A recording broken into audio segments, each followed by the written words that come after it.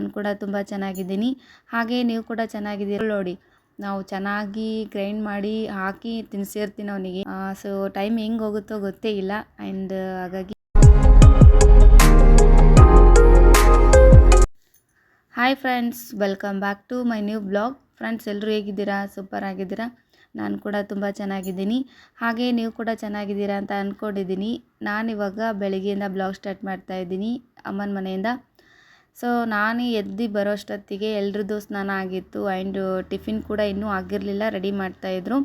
ಹಾಗೆ ಸ್ವಲ್ಪ ಪಲ್ಯ ಎಲ್ಲ ಮಾಡಿ ಬುತ್ತಿ ಎಲ್ಲ ಕಟ್ಟಬೇಕಾಗಿತ್ತು ಶಾಪಿಗೆ. ಹಾಗಾಗಿ ರೆಡಿ ಮಾಡ್ಕೊಳ್ತಾಯಿದ್ರು. ಅಮ್ಮನ ಮನೆಗೆ ಅಂತಂದರೆ ನಾನಂತೂ ಸ್ವಲ್ಪ ಲೇಟ್ ಮಾಡಿ ಹೇಳ್ತೀನಿ, ಇಲ್ಲಿ ಬೇಗ ಹೇಳಲ್ಲ. ಆದರೆ ಇವರಿಬ್ಬರು ಮಾತ್ರ ಮಲಗೋದೇ ಇಲ್ಲ. ಸೂಟಿ ಇದೆ ಮಲ್ಕೊಳ್ಳಿ ಅಂತಂದ್ರೂ ಕೂಡ ಮಲ್ಕೊಳ್ಳಲ್ಲ, ಬೇಗನೆ ಎದ್ದೇಳ್ತಾರೆ. ಹೊರಗಡೆ ಆಟ ಆಡೋದಕ್ಕೆ ಹೋಗೋದಿರುತ್ತೆ. ಆ್ಯಂಡ್ ಅವ್ರ ಫ್ರೆಂಡ್ಸ್ ಕೂಡ ಅವ್ರನ್ನ ಮಲ್ಗೋದಕ್ಕೆ ಬಿಡೋದಿಲ್ಲ. ಆದ್ರೂ ಇಲ್ಲೇ ಇದ್ದಾರೆ ಅಂದರೆ ಹೊರಗಡೆ ಒಬ್ಬರು ತೀರ್ಕೊಂಡಿದ್ರು. ಹಾಗಾಗಿ ಹೊರಗಡೆ ಹೋಗಿ ಆಟ ಆಡೋದಕ್ಕೆ ಎಲ್ಲಿ ಜಾಗ ಇರಲಿಲ್ಲ, ಮನೆಯಲ್ಲೇ ಇದ್ದಾರೆ. ಅಪ್ಪು ಹೇಳ್ತಾ ಇದ್ದ, ಹೊರಗಡೆ ಬಿಡ್ತಾ ಇಲ್ಲ, ಇವತ್ತು ಸೂಟಿ ಇದೆ, ಹೊರಗಡೆ ಹೋಗಬೇಕು ಆಟ ಆಡೋದಕ್ಕೆ ಅಂತೇಳಿ ಹೇಳ್ತಾ ಇದ್ದ. ಬಟ್ ಅಲ್ಲಿ ಹೊರಗಡೆ ಸಿಕ್ಕಾಪಟ್ಟೆ ಜನ ಇದ್ದರು, ಹೊರಗಡೆ ಹೋಗೋ ಹಾಗೆ ಇರಲಿಲ್ಲ. ಹಾಗಾಗಿ ಮನೇಲೇ ಏರಿಸ್ಕೊಂಡಿದ್ದೆ. ಇನ್ನು ಈ ಕಡೆ ನಮ್ಮ ಮಮ್ಮಿ ಹಿಂಡಿ ಕೊಡ್ತಾಯಿದ್ರು. ಅಂದರೆ ಕಲ್ಲಲ್ಲಿ ಕೊಟ್ಟಿರುವಂಥ ಹಿಂಡಿ ಎಲ್ರಿಗೂ ತುಂಬ ಇಷ್ಟ ಆಗುತ್ತೆ. ಈಗೆಲ್ಲ ಮಿಕ್ಸರ್ಗೆಲ್ಲ ಹಾಕ್ತಾರೆ. ಆ್ಯಂಡ್ ಕೊಟ್ಟಿರೋದು ಹೊರಗಡೆಯಿಂದ ತೊಗೊಂಡು ಬರ್ತಾರೆ, ಅಷ್ಟೊಂದು ಚೆನ್ನಾಗೇನಿರಲ್ಲ. ಇನ್ನು ಮಮ್ಮಿ ಹಿಂಡಿ ಕೊಟ್ಟಿದ್ರಂದರೆ ಸಖತ್ತಾಗಿ ಕೊಡ್ತಾರೆ. ಎಣ್ಣೆ ಎಲ್ಲ ಬರುತ್ತೆ ಚೆನ್ನಾಗಿ ಮೇಲ್ಗಡೆ. ಹಾಗಾಗಿ ಬೆಳಗ್ಗೆ ಎದ್ದು ಅವ್ರ ಕೆಲಸ ಅವ್ರು ಮಾಡ್ಕೊಳ್ತಾಯಿದ್ರು. ಇನ್ನು ನಮ್ಮ ತಂಗಿ ಕೂಡ ಅಡುಗೆ ರೆಡಿ ಮಾಡ್ತಾಯಿದ್ರು. ಇವನಂತೂ ಹಿಡಿದು ಸಾಕಾಗೋಯ್ತು. ಯಾಕಂದರೆ ಬೂಟ್ ಹಾಕ್ಕೊಳ್ತೀನಿ, ಹೊರಗಡೆ ಹೋಗ್ತೀನಿ ಅನ್ನೋದೊಂದು ಇರುತ್ತೆ ಇವನಿಗೆ. ನಾವು ಎಷ್ಟು ಹಿಡ್ಕೊಂಬರ್ತೀವಿ ಮತ್ತೆ ಬಾಗಿಲು ತೆಗೆದ್ಬಿಟ್ಟು ಹೊರಗಡೆ ಹೋಗ್ತಾನೆ. ನನಗೆ ಚಪ್ಪಲ್ ಹಾಕು, ಇಲ್ಲಾದರೆ ಬೂಟ್ ಹಾಕು, ಎರಡರಲ್ಲಿ ಒಂದು ಹಾಕ್ಕೊಂಡು ಹೋಗ್ತೀನಿ ಅಂತೇಳಿ ಹೇಳ್ತಾ ಇರ್ತಾನೆ. ಆ್ಯಂಡ್ ಇಲ್ಲೇ ಮನೆ ಮುಂದೆ ಬಿಡ್ಬೋದಾಗಿತ್ತು, ಅಲ್ಲಿ ಕೂಡ ಕೂತಿದ್ದಾರೆ. ಇಲ್ಲಿ ನಮ್ಮ ಮನೆ ಮುಂದ್ಗಡೆ ಎಲ್ಲ ಕಟ್ಟಿದ್ದೀವಿ, ಅಲ್ಲಿ ಕೂಡ ಜನ ಕೂತಿದ್ದಾರೆ. ಹೊರಗಡೆ ಹೋಗೋ ಹಾಗೆ ಇಲ್ಲ. ಹಾಗಾಗಿ ಅಪ್ಪು ಹೇಳ್ತಾ ಇದ್ದ, ಸೂಟಿ ಇದ್ರೂ ಕೂಡ ಆಡೋದಕ್ಕೆ ಚಾನ್ಸೇ ಇಲ್ಲ ಅಂತ ಹೇಳ್ಬಿಟ್ಟು ಊರಿಗೆ ಹೋಗೋಣ ಅಂತೇಳಿ ಹೇಳ್ತಾ ಇದ್ದ. ಸೊ ಇವತ್ತು ಊರಿಗೆ ಹೋಗಬೇಕು ಅಂತ ಅಂದ್ಕೊಂಡಿದ್ದೀವಿ. ಬಟ್ ಎಷ್ಟೊತ್ತಿಗೆ ಹೋಗ್ತೀವೋ ಗೊತ್ತಿಲ್ಲ. 5 o'clock ಅಂತ ಅಂದ್ಕೊಂಡಿದ್ದೀವಿ. ಡೈರೆಕ್ಟ್ ಬಸ್ಸಿಗೆ ಹೋದ್ವಿ ಅಂತಂದರೆ ಕರೆಕ್ಟಾಗಿ ನಾವು ರೀಚ್ ಆಗ್ತೀವಿ.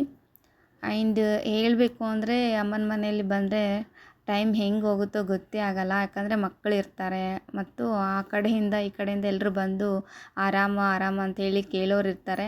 ಆ್ಯಂಡ್ ಊರಿಗೆ ಹೋದ್ನಂದರೆ ಸಿಕ್ಕಾಪಟ್ಟೆ ಜನ ಮಾತಾಡಿಸ್ತಾರೆ. ಅದು ಅಲ್ಲದೆ ಅಪ್ಪು ನಾಷ್ಟ ಮಾಡಿದ್ದಾನೆ ನೋಡಿ, ಹೆಂಗೆ ಮಾಡಿದ್ದಾನೆ ಅಂದರೆ ಎಲ್ಲ ತರಕಾರಿ ಅಷ್ಟೇ ಇಟ್ಟು ಏನು ಸುಸ್ಲ ಮಾತ್ರ ತಿಂದಿದ್ದಾನೆ. ಅದು ನಮ್ಮ ಮಮ್ಮಿ ಹೇಳ್ತಾಯಿದ್ರು, ಇವ್ನಿಗೆ ಹಿಂಗೆ ಮಾಡಿಕೊಡೋದಲ್ಲದೆ ಉಪ್ಪು ಖಾರ ಅಷ್ಟೇ ಮಿಕ್ಸ್ ಮಾಡಿಕೊಡ್ಬೇಕು, ಇವನಿಗೇನು ಹಾಕ್ಕೊಡ್ಬಾರ್ದು ಅಂತೇಳಿ. ಯಾಕಂದರೆ ಮಕ್ಕಳು ನೋಡಿ, ನಾವು ಚೆನ್ನಾಗಿ ಗ್ರೈಂಡ್ ಮಾಡಿ ಹಾಕಿ ತಿನ್ಸಿರ್ತೀನಿ ಅವನಿಗೆ, ಎಲ್ಲ ತರಕಾರಿ ಹೋಗಬೇಕು ಅಂತ ಹೇಳ್ಬಿಟ್ಟು. ಇಲ್ಲಿ ಬಂದರೆ ಆ ಥರ ಮಾಡಲ್ಲ. ಯಾಕಂದರೆ ಜಾಸ್ತಿ ಜನಕ್ಕೆಲ್ಲ ಮಾಡೋದಿರುತ್ತೆ. ಕೆಲವೊಬ್ರು ಆ ಥರ ಇಷ್ಟಪಡಲ್ಲ, ಕೆಲವೊಬ್ರು ಈ ಥರ ಇಷ್ಟಪಡಲ್ಲ. ಹಾಗಾಗಿ ಒಂದೇ ಟೈಮ್ನಲ್ಲಿ ಒಂದೇ ಥರ ಮಾಡಿಬಿಡ್ತಾರೆ. ಅವನಂತೂ ಅಷ್ಟೆಲ್ಲ ಇಟ್ಟಿದ್ದ ತರಕಾರಿಗಳಷ್ಟು. ನಮ್ಮ ಮಮ್ಮಿ ಬೈತಾಯಿದ್ರು ಅವನಿಗೆ, ಈ ಥರ ತಿಂತಾರ ಅಂತೇಳ್ಬಿಟ್ಟು. ಹಾಗಾಗಿ ಮಕ್ಕಳಲ್ವ, ಕೇಳೋದೇ ಇಲ್ಲ. ಆ್ಯಂಡ್ ಈ ಕಡೆ ಕೂಡ ಇವಳು ಅಡುಗೆ ಮಾಡ್ಕೊಳ್ಳೋದಕ್ಕೆ ರೆಡಿ ಮಾಡ್ತಾ ಇದ್ದಾಳೆ. ಆ್ಯಂಡ್ ಇವತ್ತು ಊರಿಗೆ ಹೋಗ್ತಾ ಇದ್ದೀನಲ್ಲ, ತುಂಬ ಬೇಜಾರಾಗ್ತಾಯಿದೆ. ಒಂದೇ ದಿನ ಇದ್ರೂ ನನಗೆ ಬೇಜಾರು. ಒಂದು 4-5 ದಿನನಾದರೂ ಇರಬೇಕಾಗಿತ್ತು ಅಂತ ಅನ್ನಿಸ್ತು. ಬಟ್ ಏನೂ ಮಾಡೋಕ್ಕಾಗಲ್ಲ. ಸೊ ಇನ್ನು ನಾನು ಕೂಡ ಸ್ನಾನ ಮುಗಿಸ್ಕೊಂಡೆ. ಅದಾದಮೇಲೆ ಬಂದು ನೋಡ್ತೀನಿ, ಇವ್ರದ್ದು ರೀಲ್ಸ್ ಎಲ್ಲ ನಡೆದಿದೆ ನೋಡಿ. ನಮ್ಮ ತಂಗಿ ಮತ್ತು ಆ್ಯಂಡ್ ನಮ್ಮ ಮಕ್ಕಳು ಎಲ್ಲರೂ ಚೆನ್ನಾಗಿ ಎಂಜಾಯ್ ಮಾಡ್ತಾರೆ, ಎಲ್ಲರೂ ಬಂದರು ಅಂತಂದರೆ. ಆ್ಯಂಡ್ ನಾನು ಕೂಡ ರೆಡಿಯಾಗಿ ಇನ್ನು 5 o'clock ಆಗೇ ಬಿಡ್ತು. ಸೊ ಟೈಮ್ ಹೆಂಗೆ ಹೋಗುತ್ತೋ ಗೊತ್ತೇ ಇಲ್ಲ. ಆ್ಯಂಡ್ ಹಾಗಾಗಿ ಸೊ ಇವಾಗ ಸಾಯಂಕಾಲ 5 o'clock ಬ್ಲಾಗ್ ಸ್ಟಾರ್ಟ್ ಮಾಡ್ತಾಯಿದ್ದೀನಿ. ತಿರ್ಗಾ ಅಪ್ಪುಗೆ ಫುಲ್ ಬೇಜಾರು, ಊರಿಗೆ ಹೋಗ್ತೀನಿ ಅಂತಂದರೆ ಬೇಜಾರು, ಸಿಕ್ಕಾಪಟ್ಟೆ ಬೇಜಾರಾಗ್ತಾನೆ. ಅವನ್ನ ಸಮಾಧಾನ ಪಡಿಸೋಷ್ಟೊತ್ತಿಗೆ ನನಗಂತೂ ಸಾಕಾಗ್ಬಿಡುತ್ತೆ. ಇನ್ನೊಂದಂದರೆ ಕಾರ್ ಬೇಡ್ತಾನೆ, ಎಲ್ಲಿಗೆ ಹೋದ್ರೂ ಕಾರ್ ಬೇಡ್ತಾನೆ. ನನಗೆ ಕಾರ್ ಅಂದರೆ ಬರಲ್ಲ. ಹಾಗಾಗಿ ಅವನಿಗೆ ತುಂಬಾ ಡಿಫಿಕಲ್ಟ್ ಆಗಿಬಿಡುತ್ತೆ. ಬಿಕಾಸ್ ನನ್ನ ಬಿಟ್ಟು ಬೇರೆ ಕಾರ್ನಲ್ಲಿ ಹೋಗಿ ಕೂತ್ಕೊಳ್ಳಲ್ಲ, ನಾನು ಕೂಡ ಬೇರೆ ಕಾರ್ನಲ್ಲಿ ಹೋಗಿ ಕೂತ್ಕೊಂಡು ಊರಿಗೆ ಹೋಗೋಕ್ಕಾಗಲ್ಲ. ಹಾಗಾಗಿ ಬಸ್ಸಿಗೆ ಹೋಗ್ತಾ ಇರ್ತೀವಲ್ಲ, ಹಾಗಾಗಿ ಅವನಿಗೊಂದು ಫುಲ್ ಬೇಜಾರು. ಆ್ಯಂಡ್ ಇನ್ನೊಂದು ಹೇಳಬೇಕು ಅಂದರೆ ಬಸ್ ಫುಲ್ ಖಾಲಿ ಆಗಿಬಿಟ್ಟಿತ್ತು. ನಾವು ಅಷ್ಟೇ ಜನ ಬಸ್ಸಲ್ಲಿ ಅಂತಂದರೆ, ಇನ್ನೊಂದು ಸ್ವಲ್ಪ ಜನ ಇದ್ದಾರೆ, ಒಂದು 2-3 ಸೀಟ್ ಇದ್ದಾರೆ ಅಷ್ಟೇ. ಇಷ್ಟು ಖಾಲಿ ಇದೆ ಅಂದರೆ ಆರಾಮ್ಸೆಯಾಗಿ ಸೀಟಿಗೆ ಒಬ್ಬರು ಮಲ್ಕೊಂಡು ಆರಾಮ್ಸೆಯಾಗಿ ಊರಿಗೆ ಹೋಗ್ಬೋದು. ಇನ್ನೊಂದು ಬಸ್ಸಿಗೆ ತುಂಬ ಸೇಫ್ಟಿ ಆ್ಯಂಡ್ ಸೆಕ್ಯೂರ್ ಆಗಿರುತ್ತೆ ಅನ್ನೋದಕ್ಕೋಸ್ಕರ ನಾನು ಬಸ್ಸಿಗೆ ಕರ್ಕೊಂಡು ಬರ್ತೀನಿ. ಅವಳು ಬಸ್ಸಲ್ಲಿ ಬಂದಳು ಅಂತಂದರೆ ಸುಮ್ಮನೆ ಇರಲ್ಲ ನೋಡಿ. ಈ ಇಲ್ಲಿ ಕೂತಿದ್ದಾಳೆ ಅಂತಂದರೆ ಇನ್ನೊಂದು ಸ್ವಲ್ಪ ಹೊತ್ತು ಆದಮೇಲೆ ಹಿಂದ್ಗಡೆ ಹೋಗಿರ್ತಾಳೆ, ಮುಂದ್ಗಡೆ ಹೋಗಿರ್ತಾಳೆ. ಸೊ ಎಲ್ಲ ಕಡೆ ತಿರ್ಗಾಡಿಕೊಂಡು ಬರ್ತಾಳೆ. ಅವಳು ಫುಲ್ ಸಖತ್ತಾಗಿ ಎಂಜಾಯ್ ಮಾಡ್ತಾಳೆ. ಇದೇ ಪ್ಲೇಸ್ ಅಂತ ಏನಿಲ್ಲ. ನಾನು ಕೊಟ್ಟಿಲ್ಲ.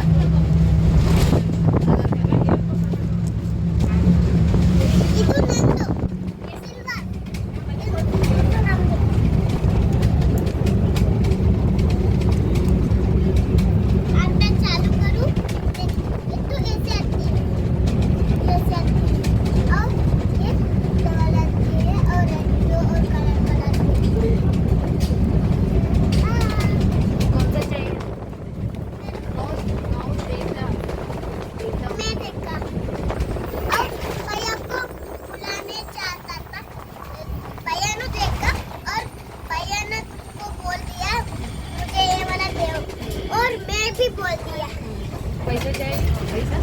पैसे कितने हो गए मुझे पता नहीं. 15. हाँ 15 ಕೊಟ್ಟಿಲ್ಲ. ಅವಸಮ್ ಕೊಟ್ರೆ ನೀನು ನೋಡಿ. ಕೊಟ್ಟಿಲ್ಲ, ರೊಕ್ಕನೇ ಕೊಟ್ಟಿಲ್ಲ. ಹೇಳಿಲ್ಲ ಬರೀ ದೇತೆ ಬೋಲೆ ಥ್ಯಾಂಕ್ ಯು ಬೋಲೋ. ಥ್ಯಾಂಕ್ ಯು ಬೋಲೋ. ಥ್ಯಾಂಕ್ ಯು ಬೋಲೋ. ಫ್ರೆಂಡ್ ಅರತ್ ಕೊಟ್ರು ಫ್ರೀ. ಫ್ರೆಂಡ್ ಅರತ್ ಕೊಟ್ರು.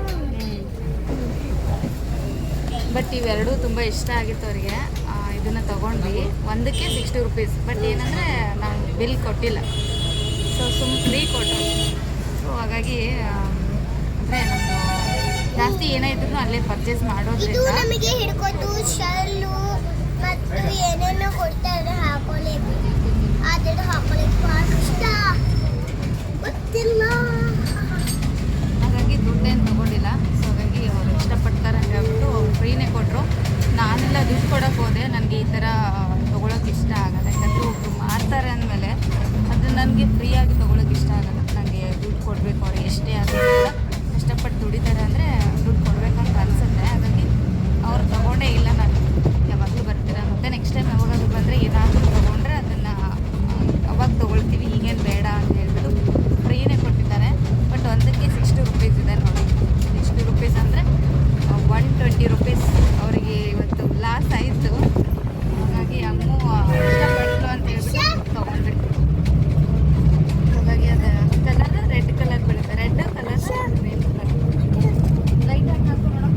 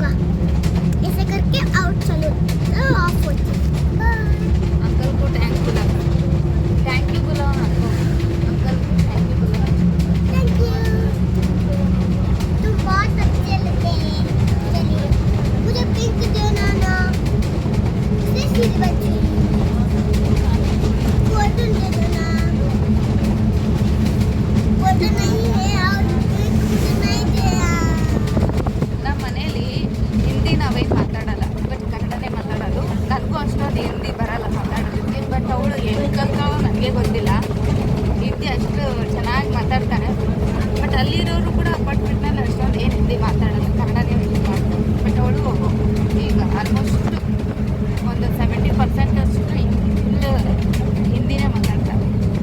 ಹೌದಿಲ್ಲ, ನಾನು ಕಲಿಬೇಕು, ಎಷ್ಟೋ ವರ್ಡ್ಗಳನ್ನು ಕಲಿಬೇಕು ಅವಳಿಂದ. ಕೆಲವೊಂದು ಸಾರಿ ಮಕ್ಕಳಿಂದ ಕೂಡ ನಾವು ಕಲಿಬೇಕಾಗುತ್ತೆ. ಹಾಗಾಗಿ ಅವಳಿಂದ ನಾವು ಜಾಸ್ತಿ ಕಲಿತೀವಿ.